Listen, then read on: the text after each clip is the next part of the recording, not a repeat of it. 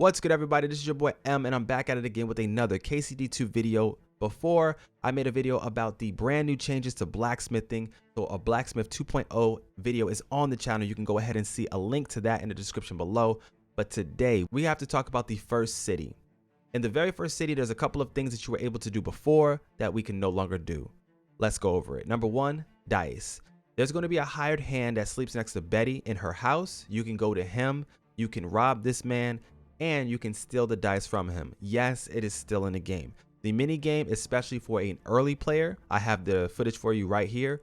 It's a lot harder, a hell of a lot harder than it was before, but it's still doable.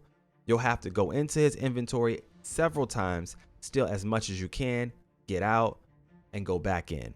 Now, it might take you a little bit of time resting in between each cycle because they do get irritated, or I guess it's kind of as if they fill you in their pockets at some point.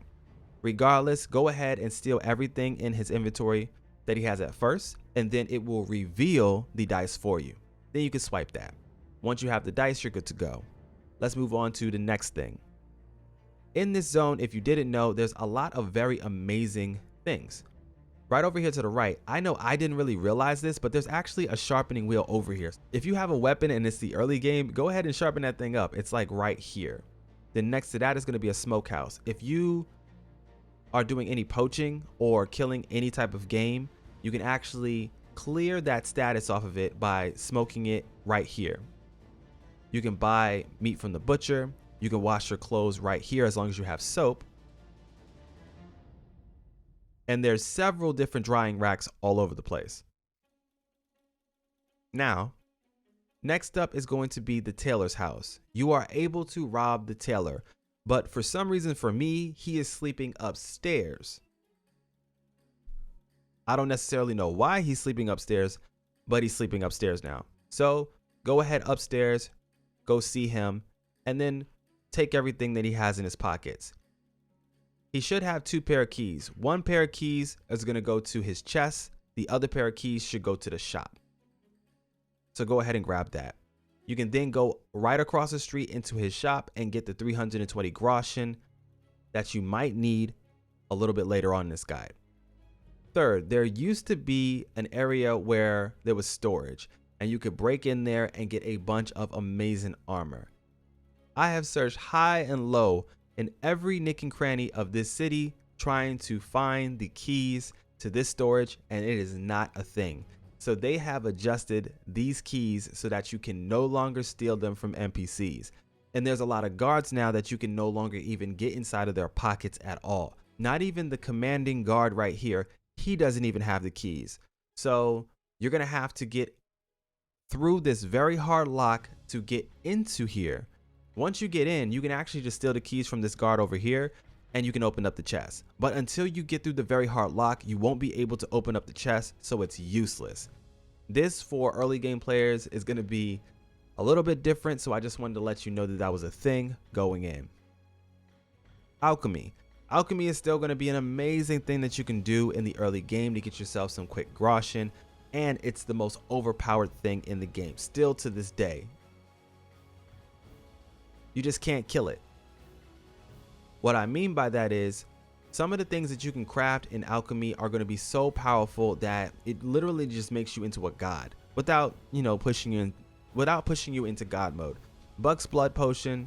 This is going to be your best friend. It's going to get you the highest amount of stamina as well as increase your stamina regen. You definitely need to make this at the best quality version.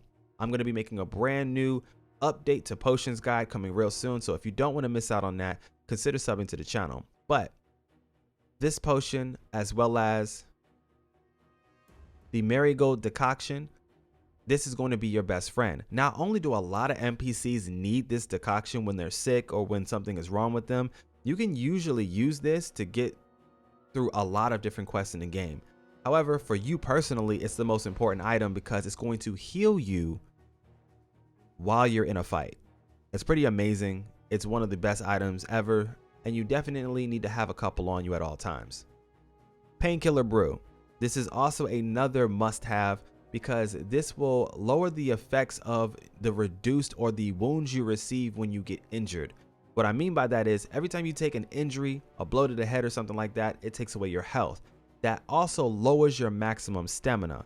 With this right here, it no longer affects your stamina, leaving you able to get through a lot more fights a lot easier.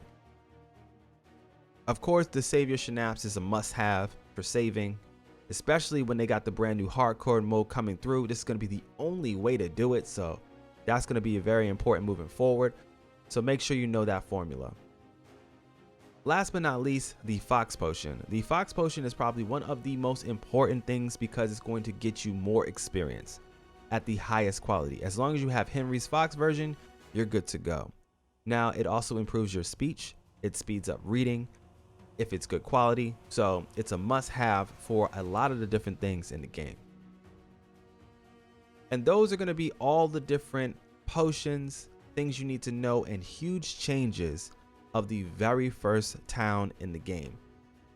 Now, I'm going to be making a brand new guide about how to have the quote-unquote perfect start, where you can get amazing armor very early, possibly without stealing it, and how we get our hands on pebbles now, because it seems as if there's a little bit of adjustments that have been made, and we definitely got to get to that. If there's something else that has been adjusted in this first city, go ahead and let us know down in the comment section below so that the entire community can know about what's going on. Because if you're coming back to this game after the update and you wanted to get a fresh start, there's some things you need to know, especially because it's going to be a little bit more of a drag trying to get through the first couple of hours if you are using these mechanics to make the game easier.